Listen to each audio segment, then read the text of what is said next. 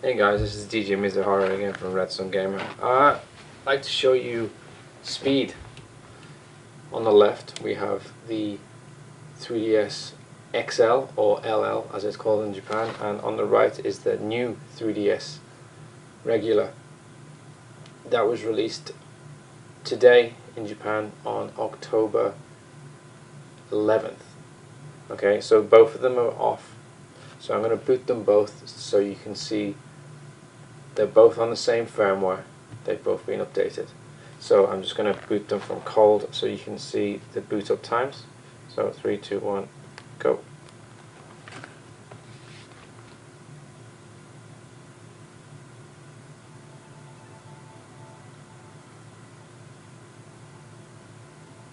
So the new 3DS is slightly faster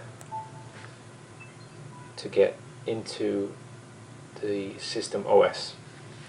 The thing I want to show you actually is the download speeds. So I'm both going to go to the eShop. Okay. I will kick the download speed at the downloads off at exactly the same time.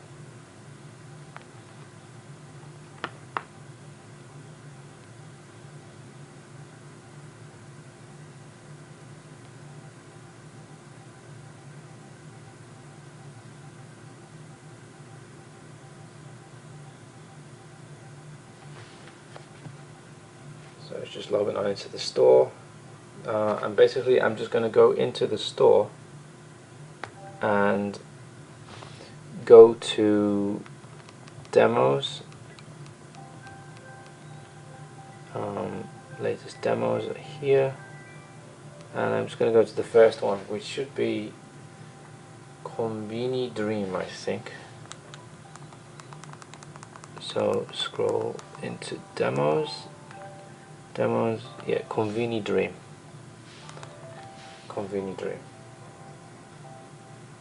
Okay. So both of them are connected to the same network, obviously. So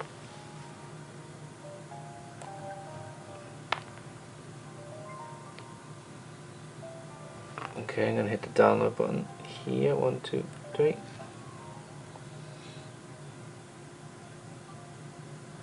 Okay, next 1, 2. Okay, it's 100 blocks, so it's pretty small, so you're not going to sit here for a long time. So ready, 1, 2. So here we should see a speed difference. Okay, it's asking if you want to download it now. So yes, 1, 2, 3. Okay, remember here is the new 3DS.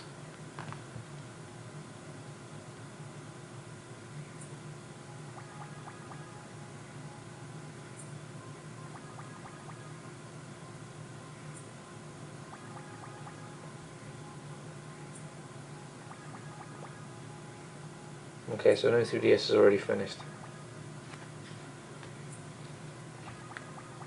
So that was just on a 100 block file.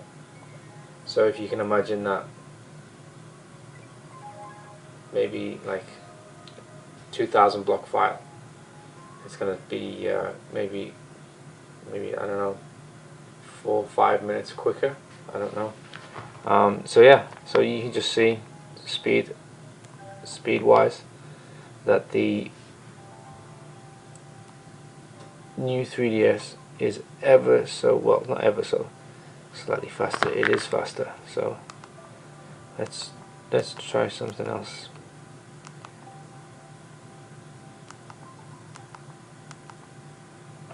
Okay, try this one. I just want to see the speeds.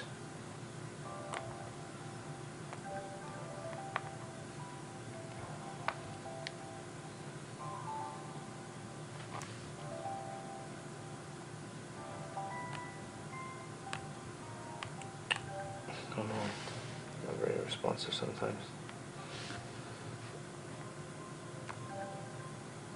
Okay, so this is 1,598 blocks.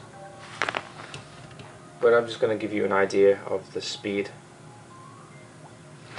Okay, 3, 2, 1.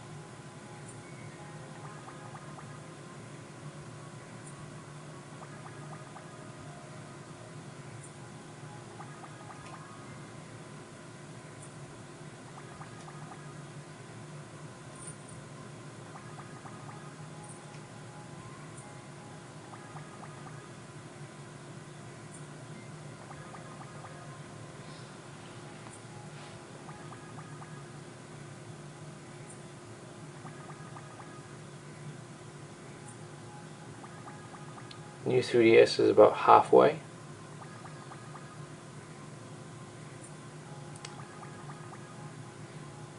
.3DS XL is about a quarter.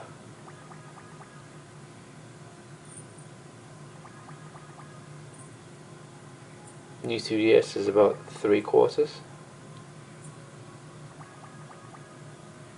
3DS XL or LL is still about a quarter.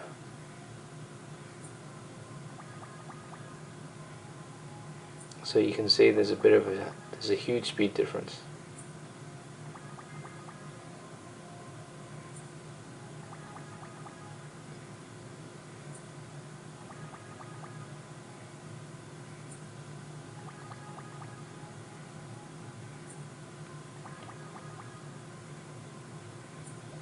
So basically I'm just going to go straight into the game so you can see how fast you can actually download something and get into it.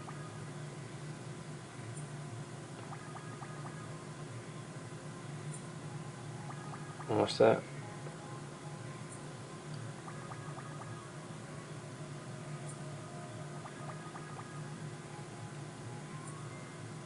There you go, done. XL is only halfway. So I'll go back to the main menu. Okay, and that's not there. Convenient.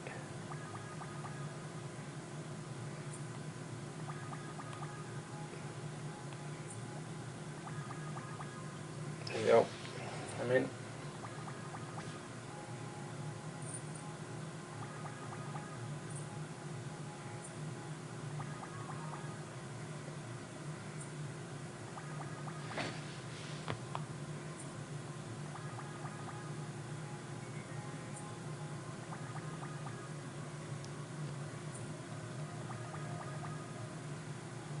XL is still going.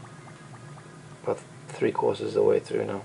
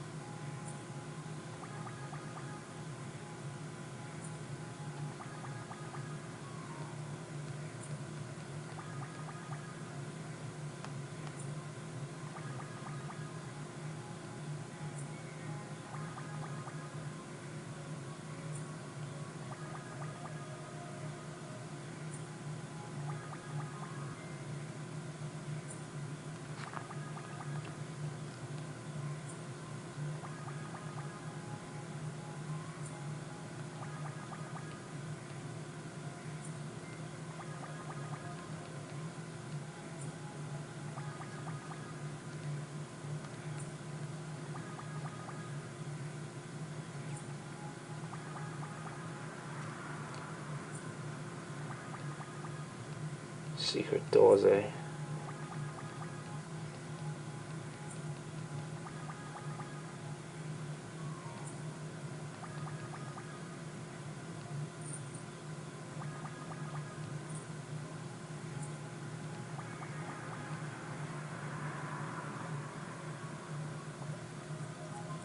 There you go, done.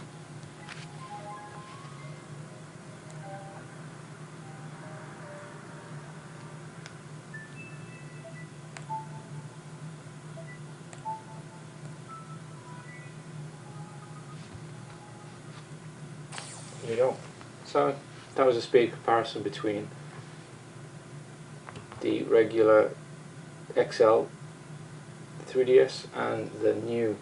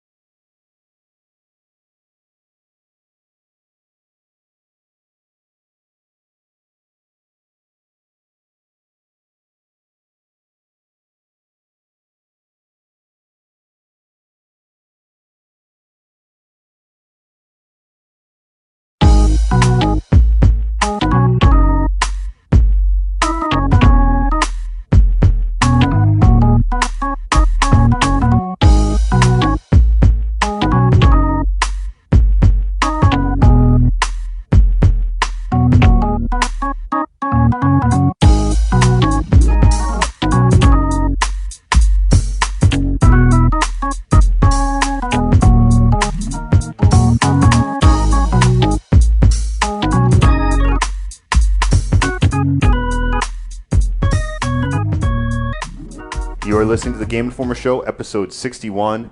Right away, I wanted to take a second just to encourage people to take a moment to text to the Red Cross for the Japan relief efforts that they're doing over there. Obviously, the tsunami and the earthquake really requires no elaboration how much Japan is contributed to the video game industry over the years and how important it is. Obviously, we all have a lot of friends and people over there, and they have family members that are really suffering. So if you text to 90999, you'll actually automatically donate $10 to the Red Cross's relief efforts over there. It's automatically added to your bill at the end of the month, so it's really easy. It only takes a second. I did it the other day, and it was a pretty painless process. So just right away, we wanted to encourage you to do that. And now, with the serious matters out of the way, I am joined by Jeff Cork. Not to say that you're not serious, Jeff, because you're a very serious person. I got my serious hat on right now. You're actually not wearing a hat. Yeah, that's exactly. I don't even know what's going on. Hello. Hey, Jeff. Dan Reichert's also here. Hey there, Matt. Jeff. Hello. Hi. And we Nice are hat. actually... You don't have a hat on? No one has a hat on. Nope. We've established this.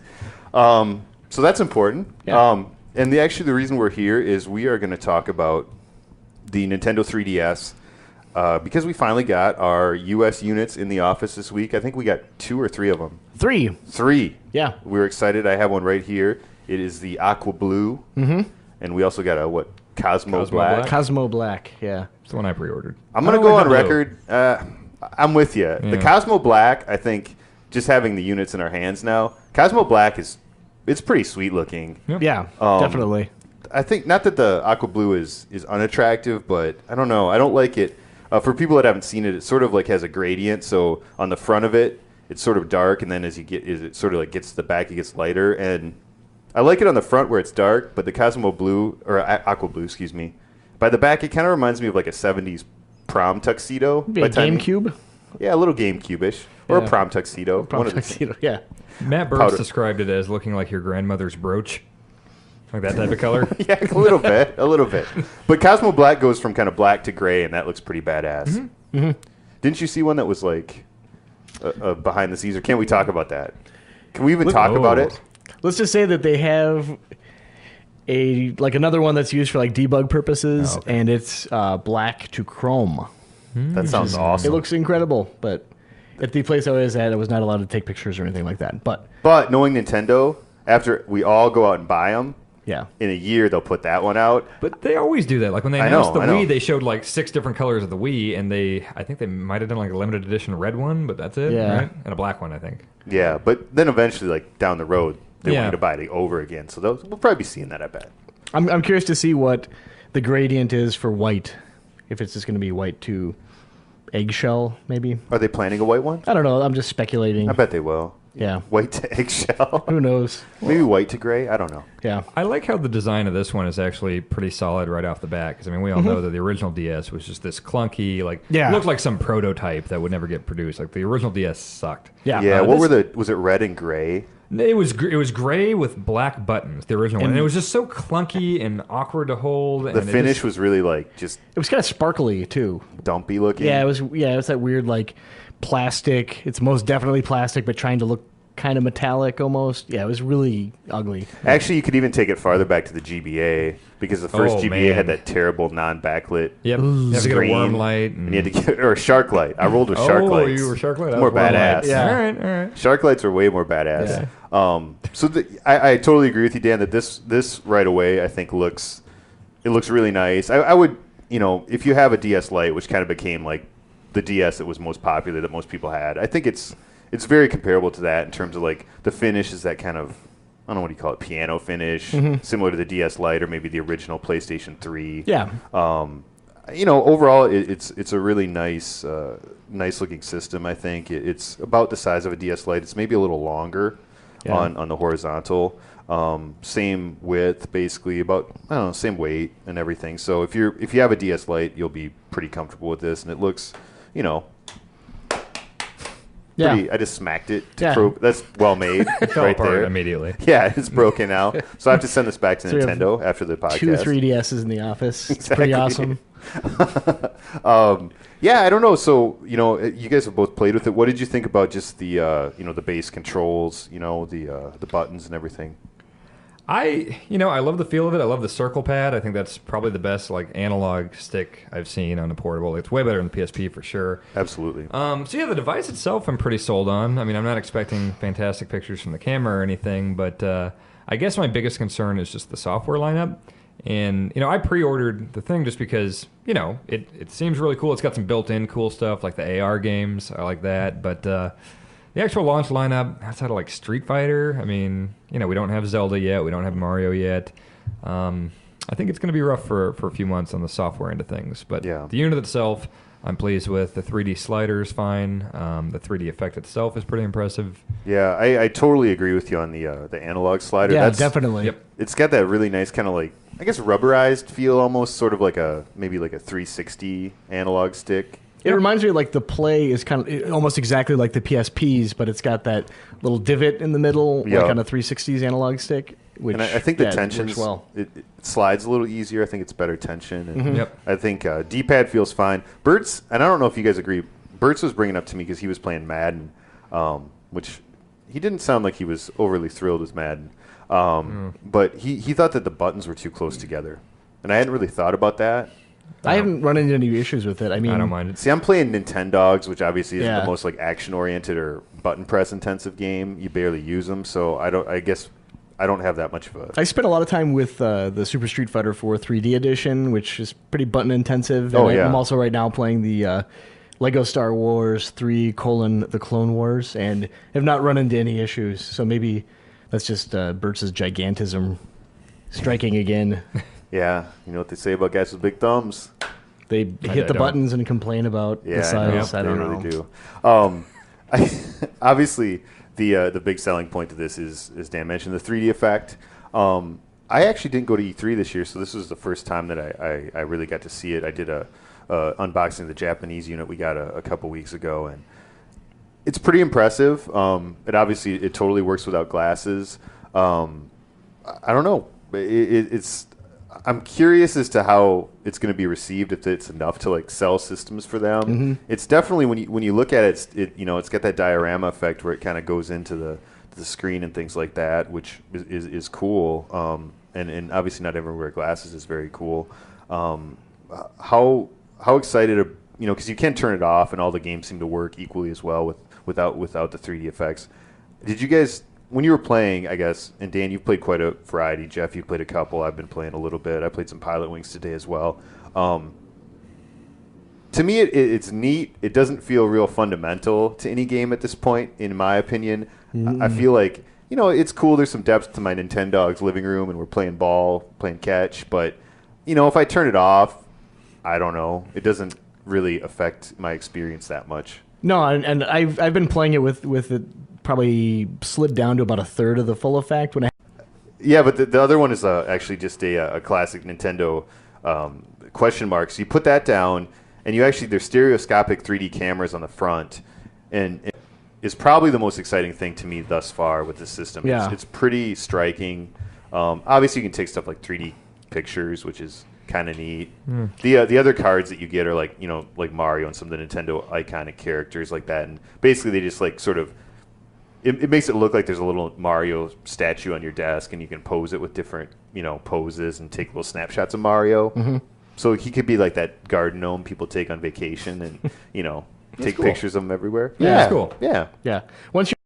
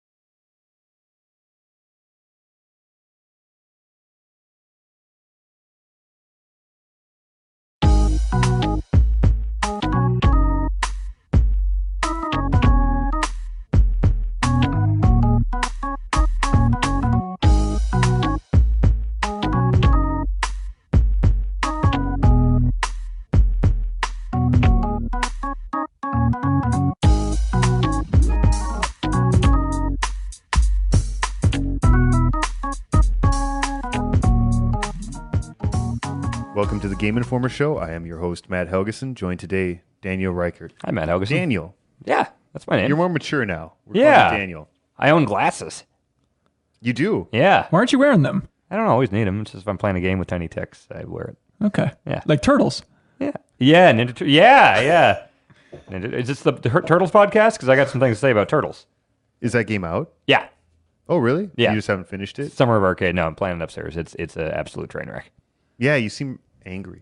Yeah, talked to Jason about it too. We played some co-op, and it is a irredeemably broken game. So I guess they are selling spots on Summer of Arcade then. Selling spots? Yeah. You know what I mean? Selling to marketing. Oh, I didn't know that was a thing. Well, I heard that. And then how does this game get on if it wasn't a sold spot? Because Brothers was really good. I heard that. One. Yeah, no, Turtles is poopy. Poopy. Yeah. Is that the pull quote? Turtles is poopy. Yeah. But it is an emotional journey like Brothers, so it kind of feels the Yeah, same. well, I don't want to tear up here, so we can just move into the 2DS. Okay. Benjamin Hansen. Hello, I'm also here. Hey, what's your middle name? Meryl. That's a weird middle name. Yeah, I like it. It's Pokemon, and I'm a big Metal Gear fan, so it's fun. Meryl's a Pokemon? Yeah, Benjamin Merrill Hansen. correct. Daniel... Thunder. No, I know you're... Daniel John? Joseph. Joseph. Close. DJ Reichert. Ooh, DJ. Yeah. DJ Reichert. All right. We should rein this in or whatever we're doing here. We had a surprise video game handheld console this week, courtesy of the always surprising Nintendo. We didn't know this was coming at all. I guess I assumed that they might, look at dropping the price of the original 3DS, given that the 3D XL seems to be doing quite well.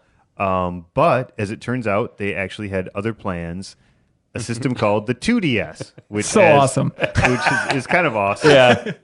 It almost has that ring of something we would do for Game and Farcer. Oh, completely. I saw people tweeting about that. Like, I can't believe this isn't a Game and Farcer joke. Yeah. So the 2DS, as you might guess by the name, it basically takes away the 3D. But the thing, I guess I wasn't surprised by that, because I thought that would be an easy way to save a lot of money in terms of your manufacturing cost.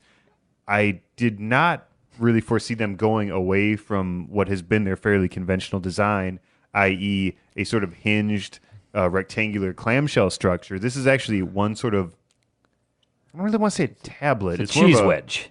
A wedge. Yeah. The two screens are flat on a flat plano wedge. It's slightly slate. Yeah. I think slate is what people have been saying. I believe the screens are the size of the original. They're the same screens as the original 3DS, or that size. I guess I was surprised by it. I didn't know what to make of it. What was your guys' initial reaction? I was not on Twitter that morning. I came in, was it yesterday? Yeah. It was yesterday. I came in, I hadn't checked Twitter yet that day. And like Brian and Joe were like, "Oh, what do you think of the 2DS?" And I was like, "What?" And they go, "It's all anyone's been talking about this morning is the 2DS." I was like, "What the hell are you talking about?" And they showed me, and I was like, "Oh my god, that's really a thing." It's hilariously ugly. Yeah, it really is. And I don't want one. I mean, I'd be fine with if it was just like a 3DS or 3DS XL without the 3D functionality, because I don't ever use that. But I don't get how everyone reacts to things online now, to where everyone's like, "Oh, Nintendo, you're idiots." Oh, yes, it's like, this is it. Don't buy it, idiot. Like, it's not for you then. Like, buy your XL or buy your 3DS. Like, Dan, I'm glad you're passionate about this, because I'm passionate about it too. Because I saw it, I saw the name, I said, "That's a joke, right?" And then I clicked on it and said, "This isn't a joke." And this looks so ugly, and I love it. It just completely came out of the blue, does not impact my life at all. Cheap. But Kids will like it. Yeah, and I'm so angry at the internet for reacting like, "Oh, Nintendo, what are you doing? You're blowing." It's like, why not try it? Why not experiment a little bit? They released this. It's aimed at a younger audience. It might do well. Who knows? They're acting like Iwata is personally going to every 3DS owner's house and being like, "All right, hand over the 3DS. All right, now this is what you have to use." Like, you don't have to do it. You never have to touch it in your life. There's been plenty They're of... going to continue to sell the original 3DS Of course. as well. Yeah, of course. This does not affect people's lives in any way whatsoever. Except it's funny. I wasn't on Twitter either. Were people upset or? Yeah, well, everyone's just like, so many people are like, "Oh god, Nintendo, oh, that's idiots. Like, there's a reason you're going down, like, reason you're not there." And it's like, just shut up. Just shut up. Just have some faith in Nintendo for experimenting a little bit. Like, sure. Let them try and get that younger audience. Like, they in every one of the 3DS games, they're like, "Oh, the 3D is not for people under the ages of 7 or something." Right. Clearly, this is what it's designed for. Is 3D's less popular? They're putting it out, aren't they? Packaging it with the new Pokemon game as well. Right. It's interesting that they didn't have a skin to match the Pokemon. Yeah. But so it's just the standard, color, and then it just comes out the same day as Pokemon X and Y. Speaking of the design in the younger audience, I think something that people might not be considering if they're older is it does sort of remind me of those kind of leapster things. That I see for sure. kids having. So I wonder if that influenced their decision to go with the hinge-free design because maybe it's a little more similar to a shape that younger like 5 and 6 type and audience. Kids don't have pockets. They don't need to fold it up and Kids don't have pockets. Kids don't use pockets. Do you use pockets? Kids yes. For what? Like suckers and coins? Candy and coins. Yeah. What? Okay. Pogs. What did you Empty wear? your pockets right now. What did you wear as a child, Hanson? Tights or Just something? a onesie, like a I don't Pokemon remember, onesie. I don't remember 17. using pockets until like I had a wallet, except for like carrying frogs around. Kids in and have crap. wallets. You gotta have money to buy ice cream and stuff. 7-year-olds have wallets? I had a wallet. When you were 7. I bet. I had a wallet, I think, yeah. Yeah. What the hell? I think I bought a wallet at the county fair. What is A wrong with you Velcro guys? one. Carried around your Hello Kitty briefcase Did you get your filled first with wallet cash? on like your 25th birthday? Or like, That's correct. I paid in Twigs.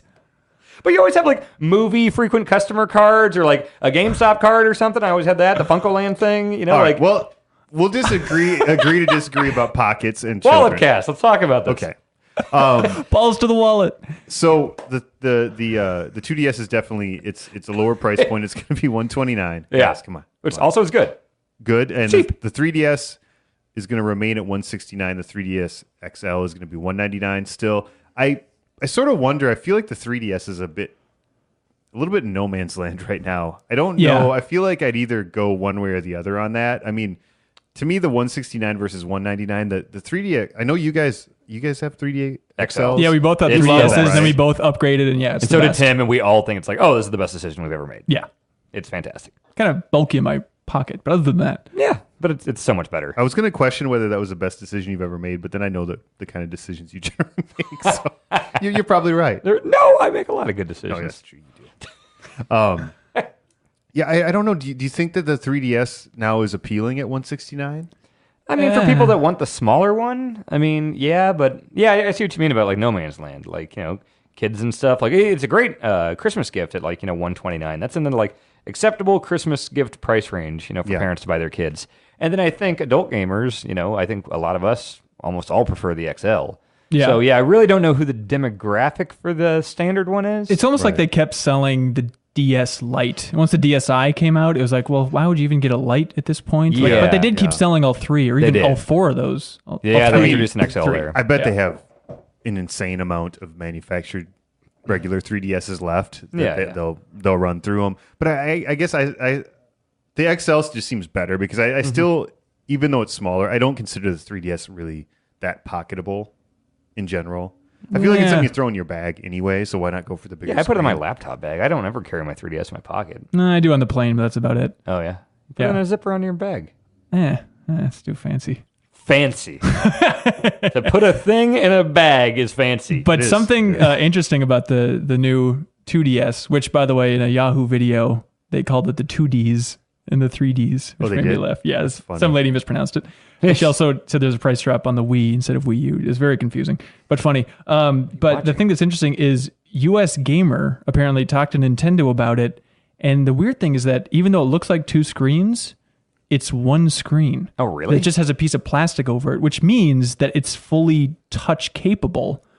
So, because since it's 1 screen, you can't divide it like that. It's all super weird. Well, let's not get weird and start releasing like 2DS only games with both touch screens. I don't think they I'd have to will. imagine they'll keep it to just the. And I'm bottom imagining that they would put like some sort of plastic over the top just to avoid confusion like that, because they don't want to segmentate the audience too much. Well, then there's weird stuff too. Like a couple games, like this is very rare, but like Twilight Princess had the thing where you actually have to shut it to like stamp a thing. Twilight Princess? Not Twilight Princess. I'm sorry. Phantom Hourglass? The Phantom Hourglass. Yeah, you had to shut it to like stamp a thing. So like, are you just screwed if you have the 2DS? You can't beat Phantom Hourglass. Oh, that's weird. I didn't even think about that. Yeah. Yeah. In the Looney Tunes Duck 'em Buck game for the DS, you need to close it for one of the mini games, so that wouldn't Why have you work. played Looney Tunes Duck 'em Up? I just bought it on eBay. It's a really cool game. Way Forward made it. Looney Tunes Duck 'em Up. All It's right. really Forward, interesting. huh? Yeah. We should do it as a replay sometime soon. Yeah, I agree. I mean, I think, and there was maybe some games, maybe like, was it Mario Land, that where the 3D could be useful. It's useful, but in that one, you still don't need it. Like, there's some like puzzles where it helps, but you can also stand on a platform and it'll rotate the camera so you can see your way through it without the 3D. Yeah. So it's not the most essential. No. I mean, on one level, it's pretty much a tacit admission that 3D was a failed experiment and that nobody cared about it. I mean, just the fact that you're coming out with essentially the same system just stripped of that capability. Yeah. Although it doesn't say much for the 3D. I do remember, though, that E3, when we all got to get our hands on the 3DS for the first time, it was almost unanimously positive around the office. Like, oh my God, it really works. They really did it. This is awesome. Like, oh, Paper Mario's going to look great on this. And, oh, we could play Snake Eater in 3D. And it's like, no, and we didn't do that. How often do you have the 3D on? I've played over 100 hours of Animal Crossing, and I'd say out of that, I've had the 3D on for 10 minutes. 10 minutes, okay. That's what it is. I play a game, and when there's a scene where I'm like, I wonder what this looks like, I'll turn it on for 5 seconds, go like, okay, and then turn it back off. Yep. In fairness to us, it was a type of feature that I think was tailor-made to be really impressive in 5 or 10 minutes at E3. Yes. Before you got shuttled off to something else or lost in the crowd. Yes. It was really not until you sort of sat down with a game and you realize, like, man, this is really picky. If you just tilt it a little bit off center, it kind of it gets blurry and no one really knows how to use it. I mean, on a base level, it's sort of like, whether you like Kinect or not, Kinect is impressive. It's impressive technology. The fact that what used to be sort of science fiction, motion sensing stuff is now in a fairly cheap consumer level product that's just sold at Target. You know what I mean? And I think that 3D without glasses on a little handheld unit that's not very expensive. Yeah. I mean, I think that's impressive that they could do it and they could make it that cheap and that it works. Mm-hmm. It's not like it doesn't work. So, I mean, I was impressed, and because I think I had sort of low expectations for it. And I was kind of worried, like, is this really going to work? And I was like, wow, that's cool. That's neat. And then turns out neat means that you turn it on about 10 minutes while you play an entire game. Well, it was also conceived and released at a time where 3D was kind of this, buzz thing around the industry and movies. Like, I'm sure they like post-Avatar. Exactly, And I think it's safe to say we're pretty much past that, right? Like Sony doesn't talk about it at all anymore. And they made a big push and then just shut up. And now it's been like 2 E3s where they haven't even mentioned it. Yeah. There were a couple E3s where everyone had HD TVs and glasses and stuff. And it seems to have sort of crested and fallen away. I'm happy about that. I am too. I don't really care about 3D. I don't either. It's interesting though. I remember the first time we talked about the 3DSs on the podcast. Like, I think we're all three in here. We're talking about just general reactions to it, and we're all like, "I don't know why we bought one. It seems all right. Maybe it'll get better." And it was super negative, and everyone's like, "Oh, it's doomed to fail, doomed to fail." And now it's one of my favorite. It was systems. I think I wrote a thing about how Nintendo has this kind of history of rough starts, to where it's like they come out and it's like the first DS did this too, where it's like the software, it's just not there. Then fast forward like a year and a half, and it's like, oh God, there's so much great stuff here. And happened with 3DS too. Like, I used to sometimes bring it on flights, and now it's just mandatory. And I play it in my bed all the time. Like, it's such a great system at this point. And if you have a young kid, 2DS might be the way to go. Why not? Yeah. Cheap entry point. Yeah. Yeah. I mean, and for a really young kid, I guess there is that aspect of it where it's, I guess it could get scratched because the screens are a little more exposed, but at the same time, those hinges are something that's sort of breakable too. You know what I mean? It's a little more solid in that respect. I did read a thing today. Apparently, USA Today was cool enough to get some hands-on time with the 2DS, which we apparently were not. But I read the hands-on, and he sounded pretty positive. He said it feels better in your hand than it looks when you look at pictures at it. Yeah. It looks fairly awkward and kind of ungainly and large. And he said it actually fits pretty well and feels pretty solid and nicely sort of positioned in terms of where the buttons and the sticks are. Yeah, I like where the buttons are. It's like right in the center, so kind of the center of gravity, whereas now it's all kind of like down on this bottom part. So yeah, I expect it to, once we get it in the office, I'm pretty sure we're going to all hand it around and be like, that actually feels pretty good. It's a fun novelty. It's like the Game Boy Micro or something. It's Exactly. Why not? Right. And I think, it gives Nintendo a new price point. I think that by taking out the 3D screen, the thing is they could chop the 3DS, but Nintendo at this point, with how the Wii U is going, they need to make money per unit sold on their handhelds at this point. They can't afford to do the loss leader thing where we really lose $5 every time we sell like a 3DS XL. Like, they need to make money on those because they're in a whole different position in the other part of the company where they're taking a bath on Wii U. So they probably had to think about something new instead of just cutting the original unit. I assume they still have this giant Scrooge McDuck silo still from Wii and DS sales though. Like, those sold so much. Nintendo does have sort of a war chest that they maintain as a company, but I think they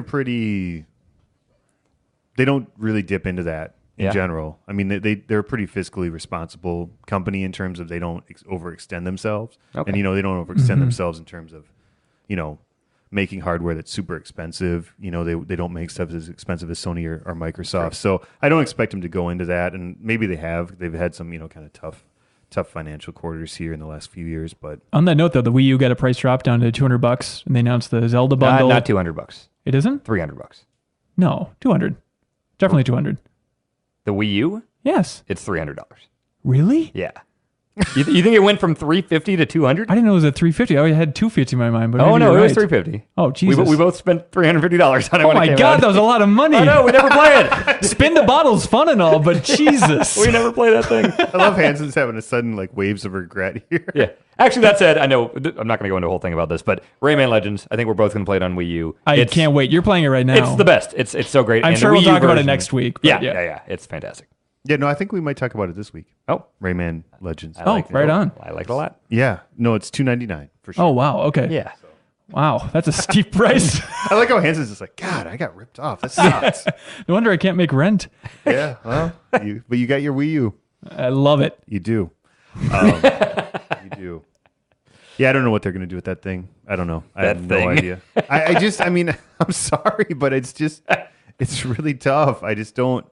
Is there any part of you though that doesn't worry, but thinks like they might turn it around, like they turn around the 3DS, and a year from now or a year and a half from now, you're gonna be like, okay, it's fine. I was silly to also worry because you were also really pessimistic about the 3DS. I initially. was, but I mean, if you look at their track record over the last 15, 20 years, I mean, they've been much stronger in handhelds across the board. Sure. I mean, that's since probably Game Boy Advance. I mean, they've been more of a handheld company. With maybe the Wii is a sort of exception in there. Right. The other problem I see is that I think it's easier to get a better software lineup kind of straightened out on a handheld unit because it just costs less. I mean, Iwata's talking about, we need software to drive Wii U sales. It's like the AAA games that are amazing that are going to turn this thing around. Those are games that needed to be in development 2 years ago. They needed to be, thought of 3 years ago. It's not like you can just say, let's get some AAA amazing Zelda game out. Right, start right now, guys. Whip that up. You know what I mean? Again, that's the problem. I'm not worried about that either because, again, the Wii, I know it was a phenomenon from the beginning, but it didn't have a whole lot for hardcore gamers right away. Like Zelda was basically a GameCube game. Yeah. And so, but then, by the end of its life cycle, for as much as hardcore gamers like to crap on the Wii, it's amazing. You got Mario Galaxy 2, two of the best platformers of all time. Donkey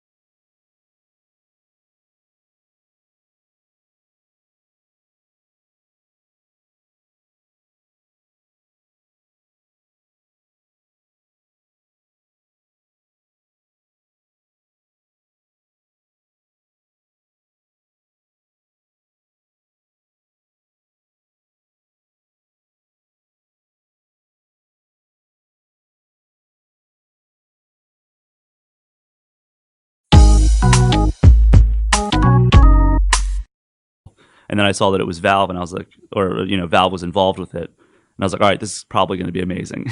Yeah, definitely.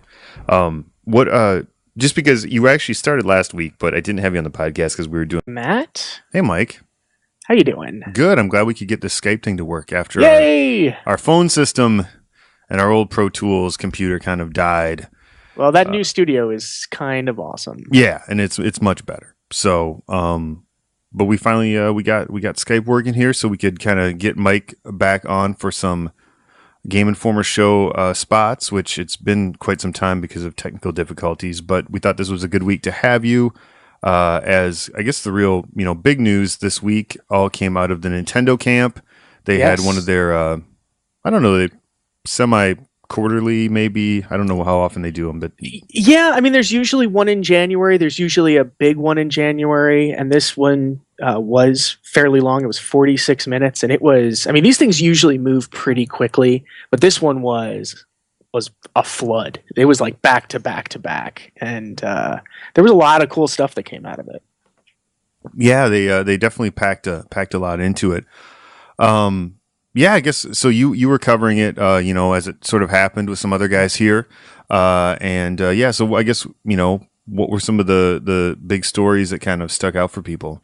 I think the biggest announcements kind of revolved around the new 3DS and the fact that we won't actually be getting the new 3DS here in North America. We'll just be getting the new 3DS XL. When Nintendo first announced them for Japan and Australia and New Zealand, they were announced in two different models. It's the new 3DS, which is 20% larger than the current 3DS, and then there's the new 3DS XL, which is the same size as the existing 3DS XL. This nomenclature is just going to be confusing until it's not, until I guess the old ones are phased out, if they're phased out. So the main differences here, beyond what we assume would have been a price difference, are the fact that the new 3DS has changeable faceplates. It's a smaller handheld. Some people prefer that because the pixel density on the screen is greater, so the images look crisper to some people. The hardware in general offers a number of different upgrades. It's got a faster processor. It has eye tracking so that the 3D is better and smoother. It has NFC, near field communication, built in, so you can actually use amiibos with it. You just tap them on the screen, and they go into the game. Super Smash Brothers is going to support it. We found out that Project Steam, or Codename Steam, Codename Steam is going to support it. So that's one thing. It's got the little nubby C-stick thing above the buttons. One of the surprising things that came out of the announcements, though, the price is $199, which is the current retail price of the 3DS XL. So at face value, it's launching at the same price point. If you don't already have a DSi, 3DS, 3DS XL, or 2DS, you're going to need to buy a power adapter. Nintendo's done this before in Japan. They've done this in Europe, but they're not shipping it with a power adapter here in the United States. That's completely ludicrous to me. I find that in the modern world of portable devices everywhere, I mean, no one would even remotely assume that they go to a store and buy a portable electronic of any sort, and it doesn't come with an AC adapter. Right. I mean, I think for the most part, the slimmest I've ever seen in a package is a cable. And typically, that is a USB cable, so you can plug it into a computer port or any other USB. But this doesn't even come with a USB cable. Now, the 3DS systems can charge off a USB cable. In fact, I haven't used one when I'm traveling internationally, especially because the adapter that comes with the I've been warned not to use my 3DS power adapter when I'm traveling overseas because it's just not rated for it. Some adapters are, some aren't. This one isn't. So I use a USB cord. The interesting thing here is, and I want to be clear that I'm not sure that Nintendo would ever enforce this or find out if you didn't, blurt it out when you called them. But their warranty says if you don't use a Nintendo first-party adapter, or rather, if you don't use any unlicensed adapter, and your system breaks, it's not covered under warranty. So let's say you buy a $5 adapter from Amazon or any retail store that sells one that's off-brand, and something happens and it fries your 3DS. Technically, that's not covered under warranty. You have to buy and use a Nintendo one, technically, to be covered under the warranty. If you go into a store and buy it, it's going to cost you probably $15. If you order it directly from Nintendo, you're essentially buying it as a part as opposed to a packaged product. It's going to cost you $10. And they sell them refurb for $5 too. It's not a huge amount of money, but I definitely see a situation where people are going to walk into a retail store, buy a new 3DS XL, and either A, not know that they need a power adapter if the clerk doesn't tell them, or B, try to buy one and find out that the clerk doesn't have them. Yeah, it just seems silly to me. But and also, did they give any reason why we're only getting the XL model? Yeah, they commented. I had asked them. We didn't get a comment back on this. A couple of other sites did. Essentially, the gist of it was, each territory can make its own decisions, and we've determined that this is the right fit for our region. And there's no comment whether or not the regular size 3DS might come in the future. Now there is speculation, and I don't think it's unfounded, that they want to clear out the stock. They want to if when they release the regular size 3DS, new 3DS, they want it to be the only ones sold that are new. Whereas the XL might have some options. Yeah. Whether or not that's accurate, only Nintendo knows. But right now it's not happening, which means no interchangeable faceplates, no smaller device. So if you have tiny pockets, sorry, if you want to upgrade, and we should talk about that, but if you want to upgrade, you're getting the new 3DS XL right now. So as far as reasons to upgrade, yes, processor speed is faster. But right now, there aren't a whole lot of reasons why you might want to, other than wanting the new shiny thing. Well, they talk about the 3D might be actually usable. Do you think it? Yeah, I mean, it's hard to say, I guess, until you see it. I haven't seen one personally. Either have I. And there are some games I will use the 3D in because I think it looks cool. Games like Super Smash Brothers, no. It's just, I think people are right. I mean, it might actually be usable in games that are more fast moving. The NFC, when Codename Steam comes out, or if you want to start using amiibos right away with Super Smash Brothers, that might be one reason. And then in April, a port of Xenoblade Chronicles, which was a Wii title, is coming to the new 3DS XL exclusively. It needs that processor power, so you won't be able to play that on one of the older systems. Which kind of leads me to Nintendo. One of the other big announcements that came out yesterday. Nintendo announced that they're releasing some Wii games digitally for the Wii U. The Wii U is already backwards compatible for discs. You need to load into a separate emulated Wii system within the Wii U in order to access them. What they're doing now is they're essentially porting those games to Wii U as they were, no modifications, no enhancements.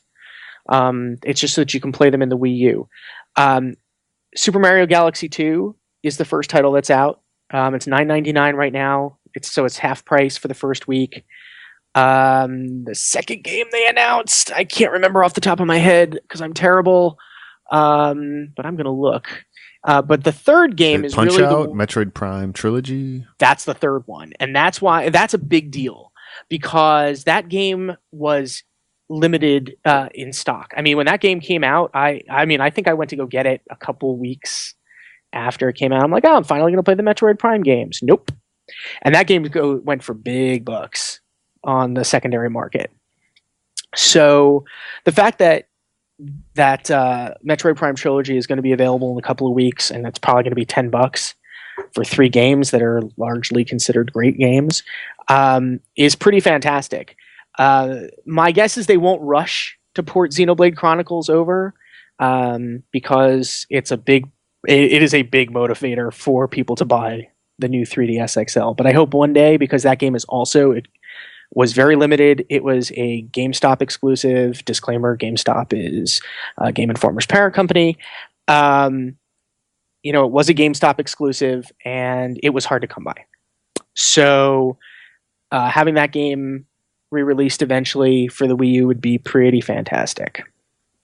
They also talked about, I think, experimenting with almost like a cross-buy thing that we've seen with like Vita and PS3. Yeah, we don't know the extent of it other than the fact that it is purely cross-buy. It's the new Mario versus Donkey Kong game. If you buy it for the Wii U, I think it's only one way, which was also the case with some early PlayStation cross-buy games. if you buy it, or maybe okay, so our story says that if you buy it on one, you get it on the other regardless. What we don't know is if there's cross save, which is the other big facet of what makes Sony's program pretty good. Now, Nintendo has actually had cross save games before. Monster Hunter 3 Ultimate was cross save. You could play cross platform with the 3DS and the Wii U, and you could also port your save back and forth. So who knows? I mean, it could be both as well, but this is great. I mean, it's a step towards our dream of, being able to have an account-based system as opposed to a hardware-based system. I mean, this is still hardware-based. You're still going to have like buy one code, get the other code, but it's closer. We hope maybe next generation of whatever that is for Nintendo. Yeah. Another thing that it seems like was, continuing to be a big push is the Amiibo. Yes. The Amiibos figurines that they've definitely pushed that program, and it sounds like they talked about quite a few little different Amiibo things and throughout the direct. And some of them are cool, and some of them are not.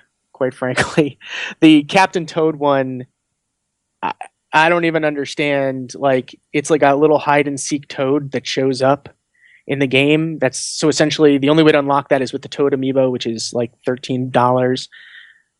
It seems like something they could have just as easily sold as very inexpensive DLC. And that's kind of the hazard with these, toy loadable content games or toys to life games or whatever you want to call them, is that you need to be real careful, or developers and publishers need to be very careful that they're not using them as a way to just get more money for what should be small DLC. So that's one. Mario Party 10 has a big one. And what that is, there's a new line of amiibos coming out that are functionally the same. So there's Super Mario Brothers amiibos.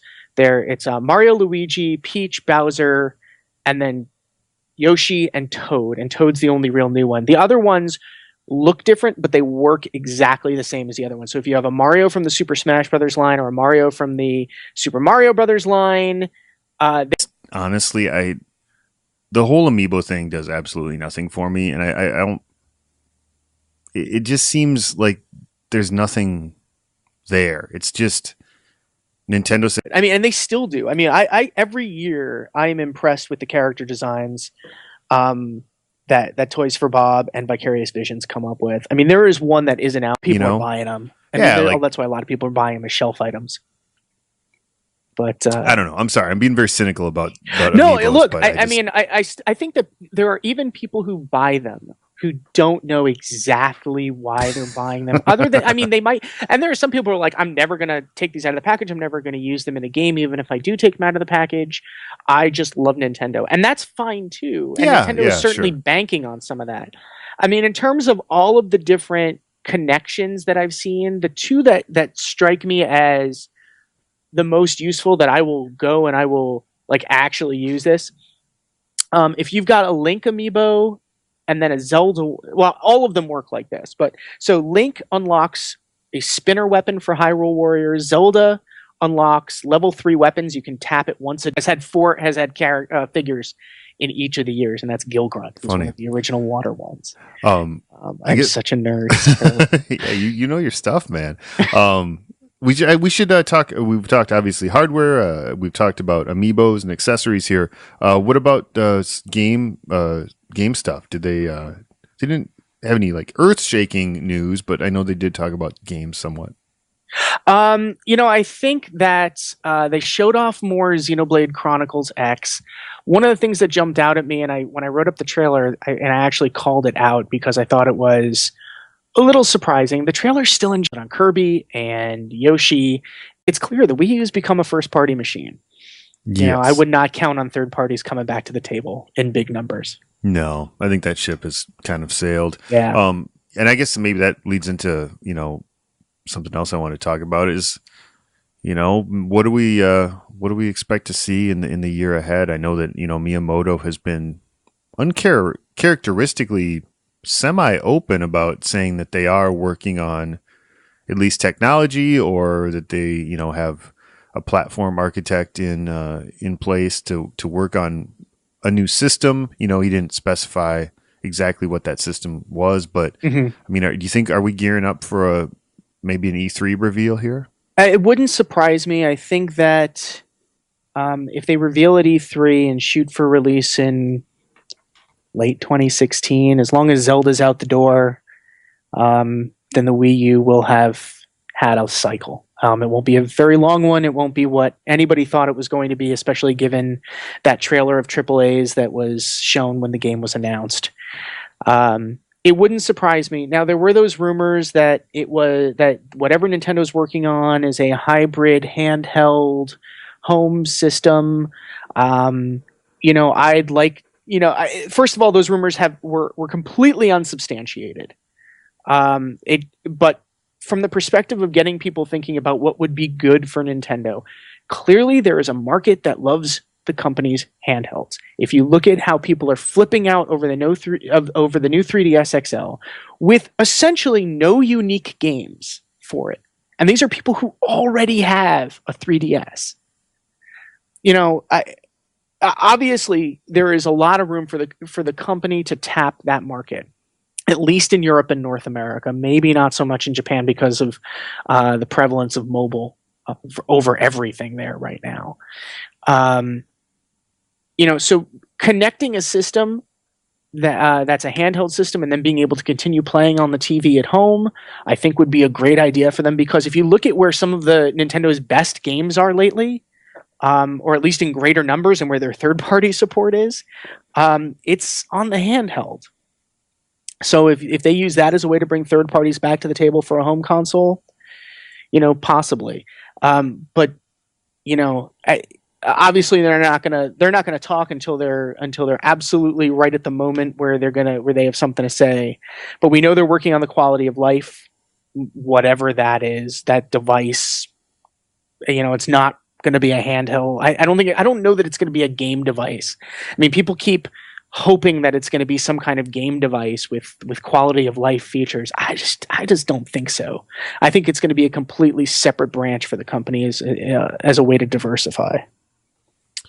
Yeah, it's interesting though, if the hybrid is in the plan, it does seem weird that they're going, with a brand new 3DS model, that they're just starting to push, and just starting to release. But that, I guess Nintendo could do. It's hard to predict what they do or not do. Well, and Nintendo says and Nintendo does, and those are not always the same things. I mean, remember the 3DS was, or the DS was never intended, according to Nintendo, to replace the Game Boy line.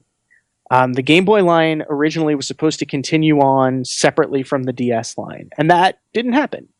The Game Boy line went away, and DS replaced it. So as much as Nintendo, if they were to release a new home console in, let's say, 2016, and it did have handheld features, even if they said it's not going to replace the 3DS line, I wouldn't necessarily believe it. I mean, there's only so much bandwidth and so much wherewithal a market has. I mean, but not Nintendo diehards are buying Marth Amiibos for $125 on eBay, and Majora's Mask 3DS XLs, for $500. So who knows? Yeah, it's so hard, especially with Nintendo, to speculate what they're going to do. I know they have supposedly that quality of life stuff they claim that they're getting into that we never really see much about, but I just can't imagine, if they are going to do another home system, like there'll be something to it, in my opinion. I just can't see them saying like, you know what, hey, we're just going to do just a normal controller that's kind of a lot like the Pro controller that's based off an Xbox controller, and we'll just buy a really good, top quality chipset and just make a disk drive, and you know what I mean, just make basically like a PlayStation 4, Xbox One in a box that says Nintendo as opposed to Sony or Microsoft. That just doesn't seem like something I think they would you're do. right. I don't see them getting back to a strictly core market. I think after the GameCube, that was it. I mean, Nintendo moved off in a different direction, and they were happy to do so. And if you talk to them today, they're still happy to do that. And giving Nintendo its due, I mean, the games that come out for the Wii U, their first-party games, are consistently gorgeous. They work, which is not something you can say for everybody these days. No, I mean, as much Nintendo does take guff about a number of things, but they deserve a lot of credit. They are old school in the fact that, their games generally do not have problems when they come out. And they continuously beat the Metacritic drum, and they talk about like what their overall Metacritic score is, and it's high. It's in the high 80s. I mean, Nintendo doesn't have a whole lot of stinkers from its first party line. No, they don't. Yeah, I mean, there's more we'd love to see from them. I think that their development timeline is impossible to predict. Which, the flip side of that is, when their games come out, they come out really well. I mean, they did manage to land Super Smash Brothers before Black Friday in the fall, and I admit that I was wrong. I never thought it was going to happen. I thought it was going to be early this year. So, kudos to them, and it's why I'm willing to take them at face value for both Star Fox and Zelda coming this year, until that proves not to be the case. So, if they say both those games are coming, I'm willing to trust them. For now. We'll see how much we see of them at E3 and beyond. But for now, okay, it's only January. They have essentially until November, late November, to deliver on both those games. So, okay. Yeah, it's always, that's so why we love them. They're always, they're predictable in ways in that they definitely usually deliver on their big franchises, and when they come out, no matter how long it takes, they're generally very good. Mm-hmm. And then they're completely unpredictable in terms of the other side of their business and the decisions they make as far as hardware and other things like that is just like, you never know. And it's probably something that we could speculate all day and it'll be something completely different. Yep. Yeah. I mean, they're one of the most maddening companies to cover, but I would rather have them do this. And look, I hope their finances turn around because they've been struggling. I don't know how much the Wii U is going to hurt them in the long run because of the loss of third-party support. But, whenever they release another system, people are going to jump on. They're going to show off Zelda. They're going to show off Mario. They're going to show off all the things that Nintendo fans love about Nintendo. And all the cynical people, say they don't like about Nintendo, but end up buying a system anyway. And they're gonna carry on. I mean, they certainly have the financial wherewithal to do that, but that has a limit, and they need to turn the finances around. Absolutely. Well, let's hope they can do that, because they actually had a pretty great year in terms of software last year. So hopefully they can keep that momentum going. Mike, it was good to have you on the show again. Thanks for having me, man. Yeah, thank you. Great to be on. Thanks to you all for listening. We will be back next week